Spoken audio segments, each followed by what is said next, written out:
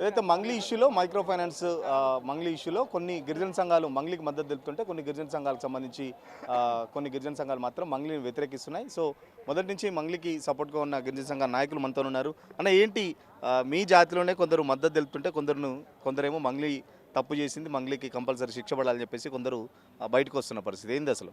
అయితే మనం ఇక్కడ గమనించాల్సింది ఏంటంటే మా జాతి నాయకులు కారు. స్పష్టంగా మనం గమనించాల్సింది ఆడ ఉన్న వ్యక్తి జనసేన పార్టీకి సంబంధించిన వ్యక్తి. క్లారిటీగా ఒక మీడియా సమావేశంలో ఆయన మాట్లాడిండు. గతంలో ఏపీ ఎలక్షన్లో వైఎస్ఆర్సీపీకి మంగ్లీ పాట పాడింది, అక్కడ ప్రచారం చేసిందని, అందుకే ఈరోజు మేము ఆ మంగ్లీని టార్గెట్ చేస్తున్నామని స్పష్టంగా చెప్పిండు. మహా న్యూస్ కావాలంటే చూసుకోండి ఒకసారి. మరి మా నాయకుడు ఎట్లా అవుతాడు? వాడు మా నాయకుడు ఎట్లా అవుతాడు? మరి మా నాయకుడు అంటున్నావు కదా, మా నాయకుడు లెక్కన మాట్లాడాలంటే నువ్వు జనసేన పార్టీకి రాజీనామా చేసిరా, అప్పుడు మాట్లాడు. లేకుంటే అదే యూనివర్సిటీలో గిరిజన నాయకులు అందరూ వస్తారు, వాళ్ళ సమక్షంలో దమ్ము ధైర్యం ఉంటే ఆడికి రా, చర్చ జరుపుదాం, మన పంచాయతీ చేద్దాం, మన బంజారా పంచాయతీ చేద్దాం, అందరు కూర్చుంటారు. నువ్వు ఏం మాట్లాడుతున్నావురా నాయన, అసలు నీకేం అర్థం కావట్లేదు. ఆడ బాధితులు ఎక్కడా? అరే సరే ఓకే, మొన్నటిదాకా మీడియా చూపించిందని మీడియా మీద అరుచుకున్నావు, మళ్ళీ సంధ్యారెడ్డి అని అరుచుకున్నావు, వేరే వేరే ఛానల్ అని అరుచుకున్నావు, అవన్నీ ఓకే. నువ్వు నన్ను ఒక సందర్భంలో నువ్వు అశోక్ రాథోడ్ బెదిరించారు. అది ఏ స్టూడియోలో పోయి బెదిరించారు అనేది నాకు తెలుసు. ఎందుకు అట్లా మాట్లాడి టార్గెట్ చేస్తున్నావు? మరి పగబెట్టినావు, మంగళి పైన పగబెట్టినావు. నువ్వు పగబట్టి ఇవాళ ఎవరినో మళ్ళీ శుద్ధ పూసలు ఇద్దరిని తయారు చేసి మళ్ళీ ఉసుగొలుపుతున్నావు. ఇది ఎక్కడ అన్యాయం? ఆ సంపత్ ఇంకో అతను ఇంకో అమ్మాయి వచ్చింది లైన్లోకి, వాళ్ళ ఆధారాలు మొత్తం మన దగ్గర ఉన్నాయి. మరి ఆ అమ్మాయి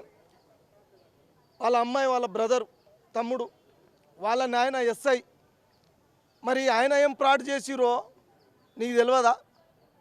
ప్రత్యూష, మరి మీ నాయన మీద కొట్లాడొచ్చు కదా. మీ నాయన 60 మంది ఫేక్ డాక్యుమెంట్ సృష్టించిండు, అప్రూవల్ చేసిండు. నువ్వేమో నిరుద్యోగుల పక్షాన కొట్లాడుతూ అంటావు. అయ్యా ఇది ఎక్కడ న్యాయం? ఇంట్లో ఒక న్యాయము, మరి బయట ఒక న్యాయమా? సంపత్ నాయకుడు మనం చెప్పింది ఏంటంటే, నా పేరు వినగానే మంగ్లీ ఫోన్ కట్ చేసింది, నా పేరు అంటే అంత భయం, మంగ్లీకి ఎందుకు అంత భయం అని చెప్పేసి కూడా సంపత్ నాయక్ చెప్తున్నాడు. ఈ శుద్ధ పూసతోడు ఎందుకు భయపడతారండి? వీడు ఫోన్ చేసి ఏదేదో మాట్లాడి రికార్డు చేసుకుంటాడు. ఎవరైనా ఆడపిల్ల ఇప్పుడు జరుగుతున్న ఇష్యూని బట్టి ఎవరితోనైనా మాట్లాడాలంటే భయం అనిపిస్తుంది. వీడైనా మా జాతిలో నాయకుడు పెద్దోడు, వీడు మొనగాడు. జాతి నాయకులు చాలామంది ఉన్నారు. నీకు అంతగాన బాధ్యతలు ఉన్నారంటే, నువ్వు ఒకవేళ మంగ్లీ తప్పు చేసిందంటే చట్టం ఉందని మనం మొత్తుకుంటున్నాం. అయినా కానీ నువ్వు మళ్ళా వస్తున్నావు, ఎవరెవరినో తెర మీదకి తెస్తున్నావు, ఎవరెవరు కుట్రలో భాగం అవుతారో అంతా మా జాతి చూస్తుంది. నువ్వు అంత ఇంట్రెస్ట్ ఉంటే మా జాతి బిడ్డలందరినీ ఏకం చేసి ఒక వేదిక పెట్టి మా బంజారా మా తండలో ఎట్లా మడవ కూర్చొని పంచాయతీ చేస్తారో ఆ విధంగా అందరం కూర్చున్న తర్వాత పెద్దలతో మంగ్లీని పిలిపిద్దాం, అట్లా మాట్లాడాలి.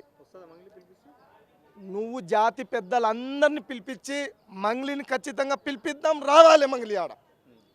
కానీ నువ్వు వ్యక్తిగతంగా టార్గెట్ చేసుకొని నువ్వు పార్టీ పరంగా మాట్లాడితే ఎట్లా? నువ్వు పార్టీ పరంగా మాట్లాడితే ఎట్లా? వైఎస్ఆర్సీపీకి మద్దతు ఇచ్చిందని అందుకా నీ కుట్ర? అరే ఇది ఎక్కడ అన్యాయం? అనవసరంగా అమ్మాయిని రుద్దుతున్నావు, అమ్మాయిని తెర మీదకి తెస్తున్నావు. బాధితులు ఎక్కడ అయ్యా అని మీడియా వాళ్ళు కూడా అడుగుతున్నారు. ఏమో పోలీస్ విచారణ జరుగుతుంది, పోలీసులు విచారణ చేస్తున్నారు. అసలు మీరెందుకు కొట్లాడుకుంటారు? బంజారా ఒకటే వర్గానికి సంబంధించి ఒకరేమో మద్దతుగా ఒకరేమో వ్యతిరేకంగా, అసలు మీరెందుకు కొట్లాడుతున్నారు? నాకు అర్థమైతే అసలు. నేను స్పష్టంగా మళ్ళా చెప్తున్నా, గిరిజన నాయకులు మంగ్లీ వెంట ఉన్నారు, స్పష్టంగా ఉన్నారు. వీడు ఒక్కడే గిరిజన నాయకుడిగా కాదు, జనసేన పార్టీగా ఆ అమ్మాయిని టార్గెట్ చేసి వ్యతిరేకిస్తుండు అంతే. ఎవరెవరో తోటి చేతులు కలుపుకొని ఆ విధంగా టార్గెట్ చేస్తుండు. ఆల్రెడీ డీసీపీ గారు క్లీన్ చిట్ ఇచ్చేశారు, ఈమె ప్రమేయం ఏం లేదని. ఒక్కటి స్పష్టంగా మీ మీడియా ద్వారా నేను అందరికీ చెప్తున్నా, దయచేసి అందరు అర్థం చేసుకోండి. ఒకవేళ మంగ్లీ తప్పు చేస్తే మంగ్లీని వదులుతారా అండి? మంగ్లీని వదులుతారా? కేసీఆర్ బిడ్డనే శిక్షించారు, మరి మంగ్లీ ఎంత? ఆమె పొలిటికల్, ఈమె పెళ్లి కాని అమ్మాయి, 31 సంవత్సరాల అమ్మాయి, ఎటువంటి అవగాహన లేని అమ్మాయి, అనవసరంగా టార్గెట్ చేసి పగపట్టి ఏదో రాద్ధాంతం చేసి, చట్టాలు ఉన్నాయి కదా, న్యాయస్థానం ఉంది కదా, వాళ్ళు చూస్తారు. ఈరోజు మా జాతి పరువు తీస్తురు, వీళ్ళు ఒకరిద్దరు మా జాతి పరువు తీస్తురు. అరే సోషల్ మీడియాలో కూడా పెద్ద ఎత్తున కామెంట్లు పెడుతున్నారు. మంగ్లీ సెలబ్రిటీ హోదాను అడ్డం పెట్టుకొని కేసును తప్పుదోవ పట్టిస్తుంది, కొంతమంది నాయకులతో ప్రెస్ మీట్లు పెట్టిస్తుంది తనకు అనుకూలంగా అని చెప్పేసి కూడా సోషల్ మీడియాలో చాలా వరకు ట్రోల్స్ చేస్తున్నారు, కామెంట్స్ పెడుతున్నారు మంగ్లీకి వ్యతిరేకంగా. ఏం చెప్తారు మరి? నేను మొదట్లోనే అన్నా ఇదే విషయం. సోషల్ మీడియాలో కాకుండా ప్రజలు అయినా కానీ, ఎవరైనా కానీ, యువకులు కానీ, ప్రపంచంలో ఎవరైనా కానీ నమ్మే మాట మీడియా మాట నమ్ముతారు. మీడియా ఏది చూపిస్తే అదే నమ్ముతారండి. ఆ రోజు తప్పుడు ప్రచారం చేసి తప్పుడు వీడియోలు చూపించి మరి పరువు పోయింది కదా, మళ్ళీ వస్తుందా? అరే నువ్వు సింపుల్గా చెప్పినావు, ఆయన కాదంటావు. మరి చట్టం క్లీన్ చిట్ ఇచ్చినా కూడా మళ్ళీ కాదు, లేదు, ప్రమేయం లేదు, ఆరోపణ గీరోపణ అంటావు. ఈరోజు చూస్తే నువ్వు చూపించిందే, మీరు చూపించిందే, వేరే ఛానల్ చూపించిందే, ఏం చూపిస్తుంది? మంగ్లీ దొంగ అంటే కింద మొత్తం అదే కామెంట్లు వేస్తున్నారు. ఆ కామెంట్లు చదివే చచ్చిపోతారు. మీరు అన్నారు కదా సార్, ఇప్పుడు కామెంట్లో ఇట్లా వస్తుంది అట్లా వస్తుందని. ప్రజలండి మేము, మీరు ఏది చూపిస్తే అదే నమ్ముతాం, అదే కామెంట్లు వేస్తాం కదా. మరి వీళ్ళకి ఏం ఆతృత వచ్చింది? కొంతమంది యూట్యూబ్ ఛానల్ మీడియా వాళ్ళైతే వాళ్ళ ఆతృత ఏందో నాకు అర్థం కావట్లేదు. అనవసరంగా ఏ మాట మంగ్లీ గురించి మాట్లాడినా వ్యతిరేకించినా అది ఏదేదో పోస్టర్లు పెట్టేస్తున్నారు. ఇది ఎక్కడ అన్యాయం? ఏ ఒక్కరిని ఇడిచిపెట్టను. చట్టం ఉంది, చట్టం నుంచి బయటికి వచ్చిన తర్వాత ఏ ఒక్కరిని వదిలిపెట్టను. రాసి పెట్టుకోండి. ఒక్కరిని సంపత్ నిన్ను మొదలు పెడతా, నీతో మొదలు పెడతా బిడ్డ. ఇంకోసారి మళ్ళా మీడియా సమావేశం పెట్టే వరకు మళ్ళా తెచ్చుకోకు. గిరిజన జాతిని అందరినీ ముక్కు నెలకు రాసి నువ్వు క్షమాపణ చెప్పాలి. ఏం బిడ్డ ఏమనుకుంటున్నాను? నువ్వు ఒక్కడివే నా తోపు. గిరిజన జాతి 36 లక్షల జనాభా, 100 మంది లీడర్లు, గిరిజన త్యాగస్తులు, గిరిజన ఉద్యమకారులు, మేధావులు, ప్రొఫెసర్లు, వాళ్ళకు లేదా? నీ ఒక్కరికే బాధ్యత ఉందా?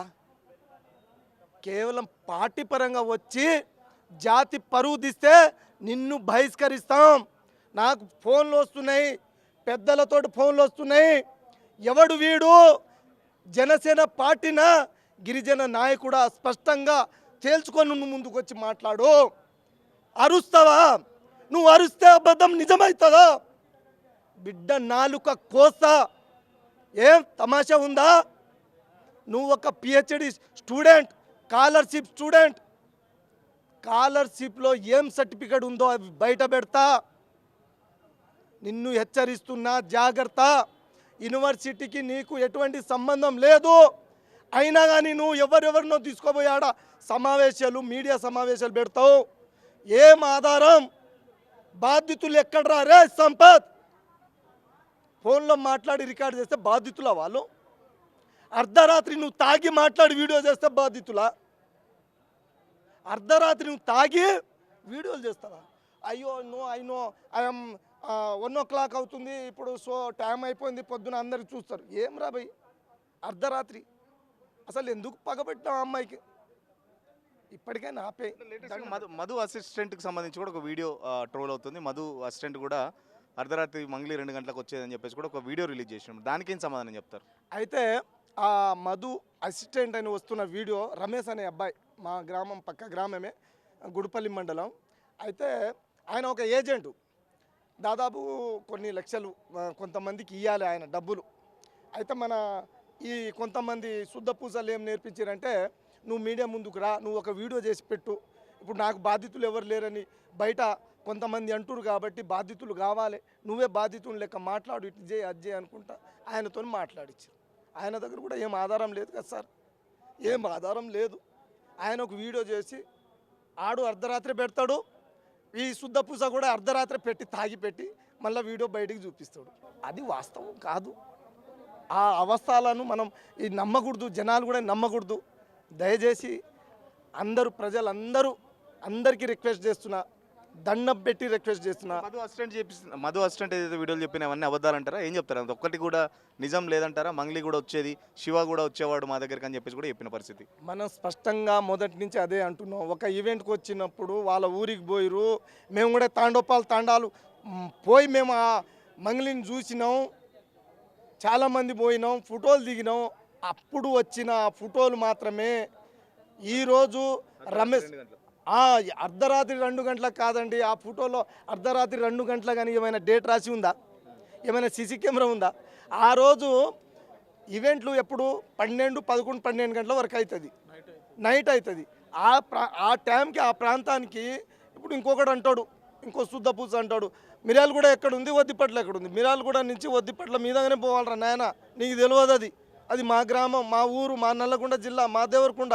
అట్లగలి కూడా పోవచ్చు, హైవే నుంచి అట్లా కూడా విజయవాడ రోడ్డు మన చౌటుప్పల్ నుంచి కూడా పోవచ్చు. వీళ్ళు కావాలని ఇక్కడి నుంచి తీసుకొచ్చి మరి మా తండలో తీసుకొచ్చినప్పుడు ఆ ఫోటోలు దిగిన ఆ ఫోటోలనే మళ్ళీ ఈ రమేష్ని తెర మీదకి తెస్తున్నారు. ఆధారాలతో రండ్రా నాయన, అనవసరంగా ఎందుకు ఆగమైపోతున్నారు? గిరిజన జాతి మీద కొంతమంది కక్ష కట్టిరంటే నువ్వే కక్షతోటి మాట్లాడుతున్నావు. ఇది ఎక్కడ అన్యాయం? భలే వింతగా ఉంది ఇది. ఫైనల్గా చెప్పండి, ఎప్పుడైపోద్ది మరి మీ పంచాయతీ? మీరు అన్నట్టు పంచాయతీ పెట్టి పెద్దల్ని పిలిచి మంగ్లీని పిలిచి ఏమన్నా మాట్లాడతారా? ఎందుకంటే సంపద ఒక దిక్కు వీడియోలు పెడుతున్నారు, మీద ఒక దిక్కు ప్రెస్ మీట్లు పెడుతున్నారు. మరి ఈ పంచాయతీ అంతా ఎప్పుడైపోద్ది అనుకుంటున్నారు? ఇలాంటి శుద్ధపూసల్ని మేము ఖండిస్తున్నాం. ఖండించిన తర్వాత చట్టం అనేది ఉంటుంది. ఆ చట్ట పరిధిలో నేరస్తులు ఎవరు ఏందనేది తెలుస్తుంది. ఆ హేమకాంత్ రెడ్డి అనే వ్యక్తి పరారిలో ఉండు, ఆయన దొరకాలి. అదే బండి శివకుమార్ దొరకాలి. వీళ్ళు దొరికిన తర్వాత మళ్ళీ వీళ్ళతోటి మంగ్లీతోటి ఏమైనా ప్రమేయం ఉందా లేదా అనేది వాళ్ళ స్టేట్మెంట్ తీసుకుంటారు. మధు స్టేట్మెంట్ తీసుకున్నప్పుడు పోలీస్ విచారణలో మంగ్లీ పాత్ర లేదు, తమ్ముడు పాత్ర లేదు, క్లారిటీగా చెప్పేసింది చట్టం. మరి వీళ్ళు ఇద్దరు కూడా దొరికినప్పుడు క్లారిటీగా చెప్పేసినప్పుడు అప్పుడు పిలుస్తాం.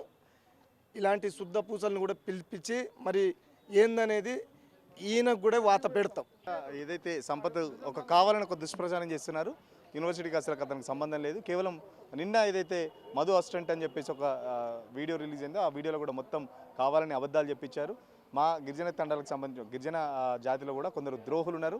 ఆ ద్రోహుల భరతం ఖచ్చితంగా సంపత్ ఇంకొకసారి మాట్లాడితే వాడి నాలుక కోసేందుకు కూడా గిరిజన సంఘాలుగా మేము రెడీగా ఉన్నాం. మంగ్లీ నిర్దోషురాలు. ఇప్పటికే ఏదైతే కొన్ని స్టేట్మెంట్ల వల్ల మంగ్లీ నిర్దోషురాలు అని చెప్పేసి పోలీసులు కూడా చెప్పారు. ఇంకా విచారణ కొనసాగుతుంది. హిమకాంత్ రెడ్డి దొరికిన తర్వాత అసలు నిజాలన్నీ బయటపడతాయి. ఇప్పటివరకు అయితే సంపత్ను చూస్తున్నాం. బట్ ఇక ముందు సంపత్ మళ్ళీ మంగ్లీకి సంబంధించిన ప్రెస్ మీట్ పెడితే మాత్రం ఖచ్చితంగా సంపత్కు తగిన రీతిలో బుద్ధి చెప్తామని చెప్పేసి గిరిజన సంఘాల నాయకులు చెప్తున్నారు.